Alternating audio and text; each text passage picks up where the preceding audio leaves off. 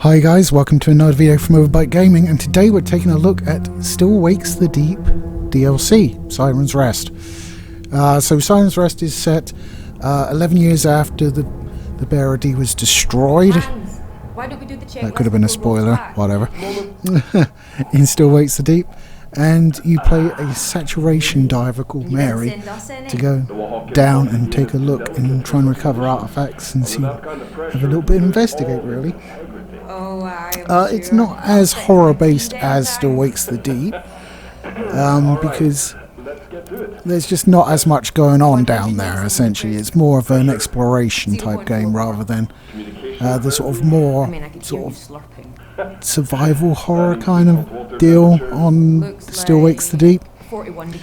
So Mary's a saturation diver. What that is divers are pressurized on board a ship to saturate their meats with gas, so it basically means they can work for extended times at depth without increasing the amount of time it takes to actually decompress them afterwards.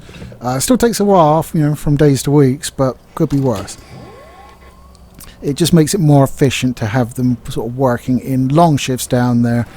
They come up into a sort of habitat that's pressurized, live in there. They take a diving bell down in some circumstances to get them down to the depth, and then get out and go around and do the thing. It's sort of common for repairing pipelines at the bottom of the sea and stuff like that.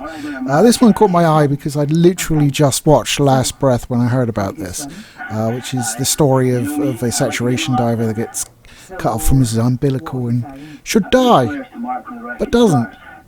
So there you go. Miracles do happen.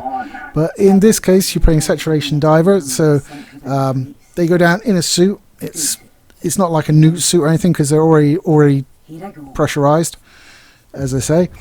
A newt suit would be more like one of the robot suits, more like something that you saw in Deep Star 6, something like that. That is not, just has a regular pressurization to it, like 1 atmosphere. So you don't have to decompress or anything like that. It's basically a little man-shaped sub. In this, though, they just wear a diving suit. It has an umbilical which carries power, radio, oxygen, hot water for heating the suit, because obviously it's a bit parky down in the depths. So it's a pretty good sort of depiction of saturation diving in and of itself. There is, there's things I would poke at a little bit. Like normally there's a guy in the bell feeding out the umbilical. In this, they just the bell's empty because only 2 divers go down. The tech guy's up top with the associated ship. So there you go. I don't know. It's picky things. The game itself is not particularly fast rate. You're obviously swimming, so your movement isn't particularly fast. You will get to places where there's things you can propel yourself off of, which makes you sort of gives you a boost of speed for just a little bit. It's more like opening doors, cutting through rusted patches, finding dead bodies and photographing them, finding mementos from around the wreck of the Bearer D that's on the sea floor. And of course you have the mysterious thing, the shape, I think it was dubbed, from the original game. It's not dead, because of course it's not. There are a few chase sequences. They're not that many of them, which is fine because the DLC itself is only like 2-3 hours long. It doesn't take you that long to complete. It is well done. As I said, while it's not as horror focused as Still Wakes the Deep, Siren's Rest, because it's underwater, because you're in the black depths, that is inherently scary, so they don't need to do as much. It's almost, you're kind of just on the edge of your seat waiting for something to happen, and it only very rarely does it actually happen. But while you're playing it, at least for the first time, you're still stressing about it because you don't know it's not going to happen, kind of thing. The Bearer D itself is in rough shape and it will shift around you. There are portions where you will get smushed if you don't move in time. So you know, there is danger. It's just not sort of extreme horror danger. There is sort of some mysterious stuff going on, like how the coral is growing on bodies but not on the Berardi itself, which is strange because corals generally don't grow on bodies because it requires something solid, and it doesn't extract nutrition from whatever it's rooted to either. So, that's a bit mysterious, that, obviously. You do come across some of the tendrils that you previously saw in the previous game. They are now fossilized, indicating they're dead or dormant at the very least. Interesting. You do find more about Mary and why she's gone down there herself. I won't ruin it. As I say, it's only a short DLC, and it's a pretty good one. It's well done. The umbilical is ever present. You will detach from it several times because the saturation divers do have a backup tank on them, which, you know, is sensible. Generally, if it gets pinned under something or you need to go a different way that you can't really get the umbilical through, you'll disconnect, go back round to sort of open the door and then come back and reattach it from sort of the other side and carry on your way. It is nicely done. The physics on the umbilical itself can wig out at certain times, though.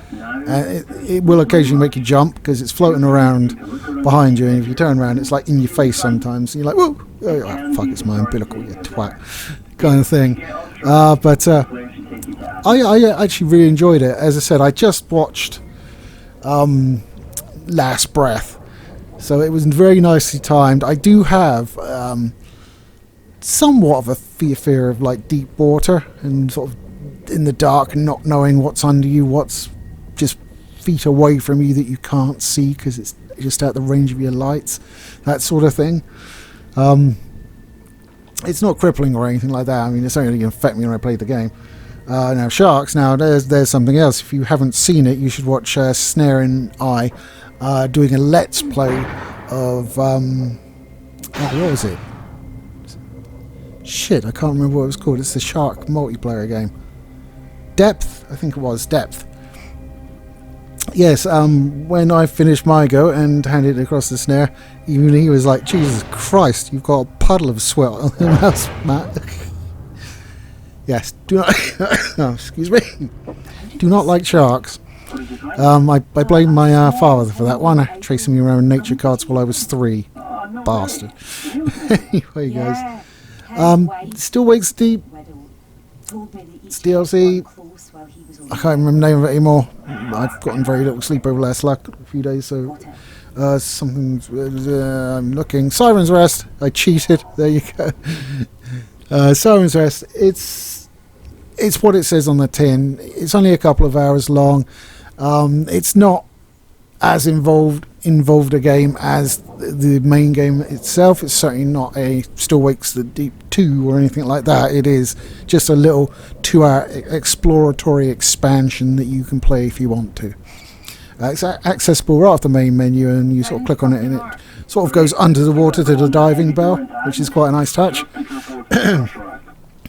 And there are there's a few interesting bits in it, definitely, and you know, just the feeling of being a saturation diver at that depth, and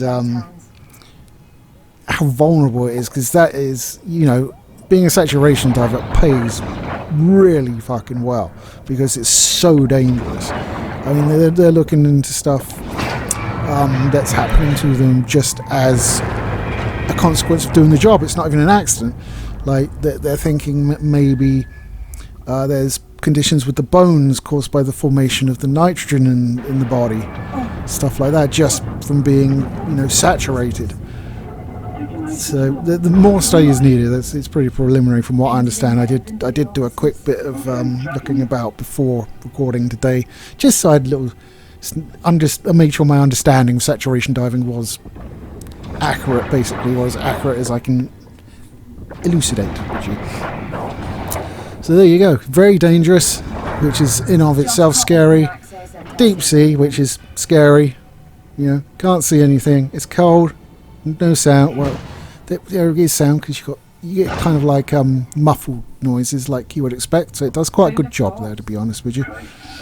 But yeah, it's not Still Wakes the Deep 2. It's just a little sort of exploratory 2-hour adventure. There are monsters, but generally the monster sections are few and far between. And as I said, because it's such a short experience, I think that's fine. I don't mind like going 2 hours without having a monster chase scene every 5 minutes. That works for me. So there you go. That's my review of Still Wakes the Deep. Oh, for fuck's sake! Siren's Rest. There we go. Cheated again. I enjoyed it. I actually bought Still Wakes the Deep on Steam. When I reviewed it, I played it on Game Pass. But I thought if I'm going to buy the DLC, I'm going to buy the DLC for a version that it's going to be there all the time and might not be taken out of rotation by Microsoft. So I figured I'd buy it. It was on offer for like 20 quid for the full package, so I wasn't too upset about it, to be fair. But there you go. That's my review. Take it easy, and I'll catch you next time.